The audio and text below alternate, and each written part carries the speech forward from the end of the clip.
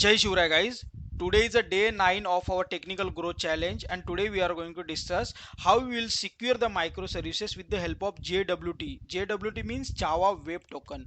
Now first of all we'll run the our Visa service code. So practically I will show you how I have implemented JWT and how it is useful in the production servers. Okay, now okay, let it be run. I will show you one by one the steps here. See, it is working on 808 okay. Okay, so let it be run. Okay, now it is working, running. Now see, what we have to do, see here, we have to generate the token. Okay, now if you'll check here, okay, see here we have created one auth request mapping, and in that we have created one login. Here we are passing Vikas as a username and password as a password. Okay, so that it will generate the token. Okay, generate token I will show you. Okay, see here, suppose in the use, see here, post auth login. Okay, this auth and then login.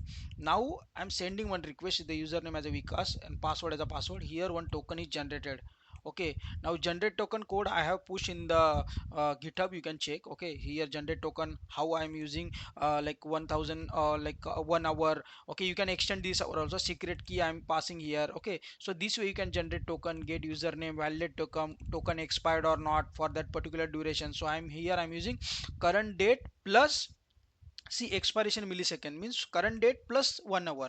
So you can check here. Now after submitting we got the token. Now what we'll do after submitting to, okay, we'll generate one more token. See here, after generating token we got the token. Now we have another service, our regular service, where we are getting the service all the details of that user table.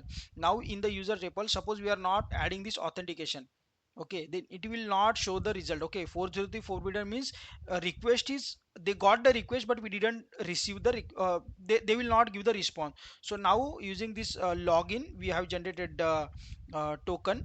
Okay, now we'll use this same token here, and you can check here, we are authorization, we have to pass bearer plus our regular token.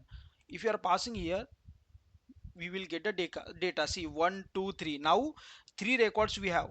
We can use post also if you want to do change any data. Suppose stage4@example.com. See, if you'll check in the gate, definitely you will get the records. Fourth one, see, fourth you got 1 2 3 fourth. So this way, and so all the things will work. Suppose I am using here T, see, it will give the error. Okay, for post it will give the error. Okay, name cannot be less than 2 character. So everything will work here. Now how it is working for generate token, I showed you the code. Now for this one, suppose you are check you are adding authorization here, authorization bearer token. Now how it internally it will work, it will go to JWT authentication filter first of all.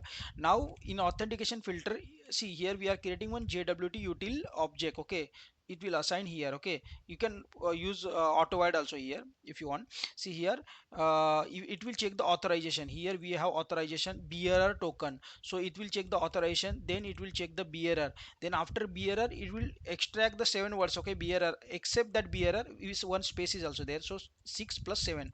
Now here it will receive the token. So it will, now what it will do, it will validate the token whether it is token is correct or not. JWT util object we have already created upper side.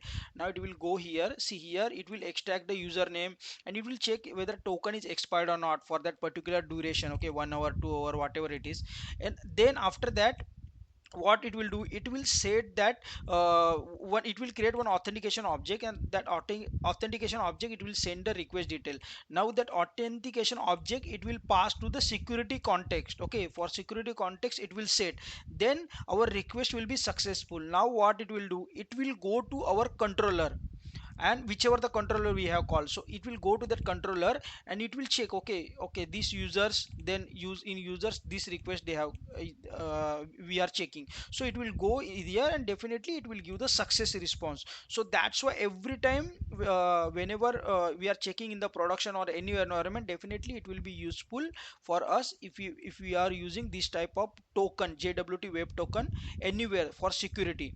And you can check here, see what we have added, how, which are the classes we have added. I will, that will also show you. In the pom dependency, first of all we have to add this starter security, then this web token, then implementation, see API implementation, and Jackson. These four dependencies you have to add. Okay, so these four dependency you have to add. After that you have to add one authentication control folder. Using this we can create the token. Now security config, this will be very useful. Which are the things you want to permit, like authentication, h2 console, if you want to permit, like suppose if you want to open this 800 h2 console, it will not open if you will not permit. So here you have to add permit all for all the things, so that it will allow that one. Here you have to put stateless. Then this one also you have to check. Okay, JWT authentication. Now authentication controller, using this, see login request. Yeah, here see this is just a pojo for username and password. This is for just for the response. And JWT util, I already told you, authentication filter here directly request will come. So these are the thing very important for the JWT authentication. Definitely it will be helpful for you in the long term if you are practicing JWT. If you want to follow any, like if you want to grow yourself, definitely follow, take any challenge, 30-day challenge, and try yourself by doing every day 1 hour. It will be helpful for you to improve yourself in the long run, guys. Thank you.